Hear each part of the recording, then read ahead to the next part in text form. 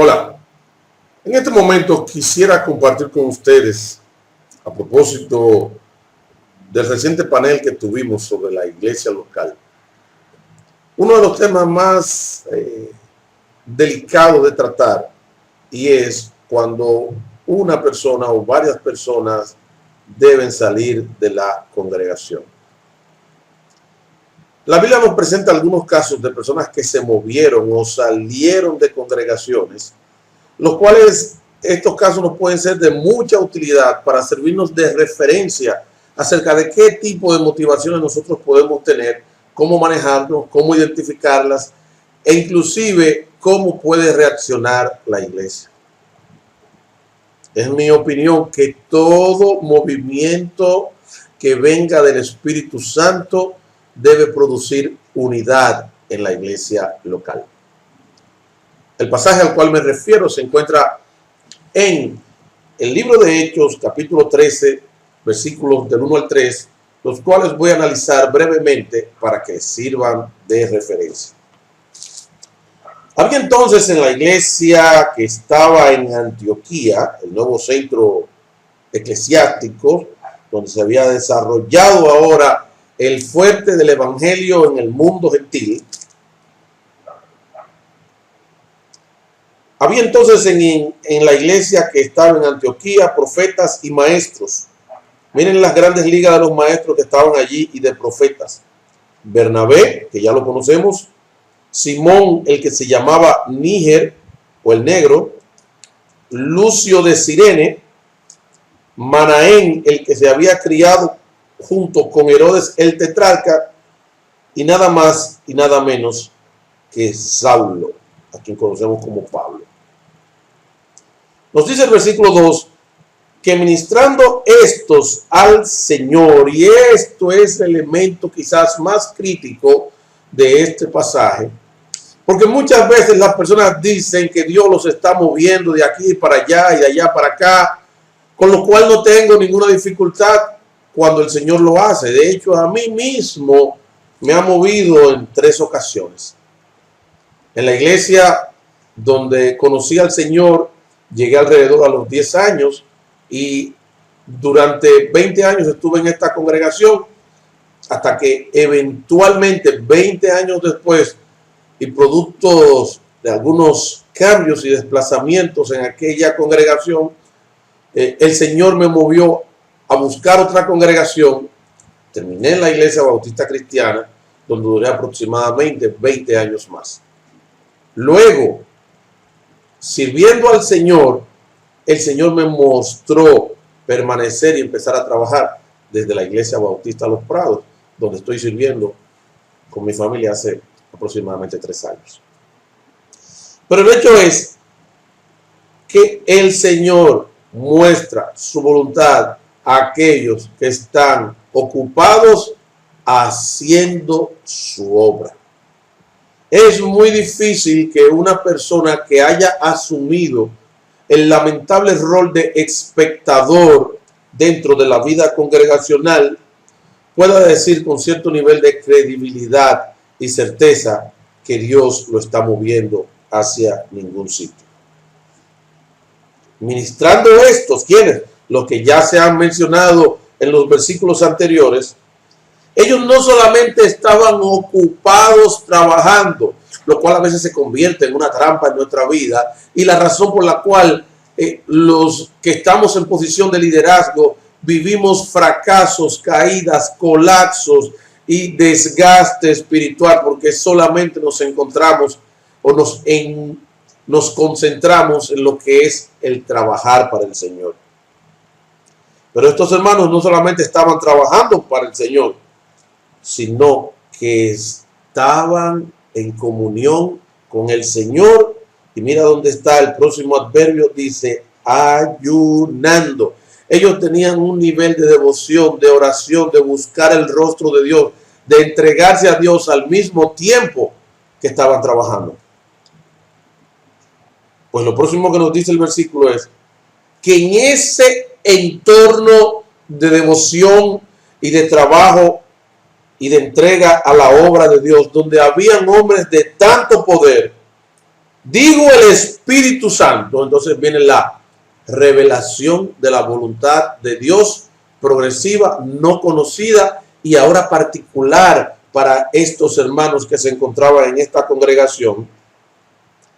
Dijo el Espíritu Santo: apartadme a Bernabé y a Saulo para la obra que los he llamado. Esto es algo sumamente sorprendente para nosotros, porque a veces nosotros pensamos que una iglesia poderosa es aquella iglesia que tiene una gran cantidad de dones, y estos hombres dones regularmente están amontonados de tal forma que cuando hay uno que está ministrando la palabra pueden haber 12, 14, 15, 20 hombres de Dios que están en la gatera y realmente no están haciendo nada. Mira, según lo que estamos viendo este pasaje, llega un momento en la vida de una congregación, como este caso particular, en que Dios escoge de los mismos hombres que son valiosos y útiles en esa congregación y les asigna nuevos trabajos, nuevos destinos donde Él los quiere usar.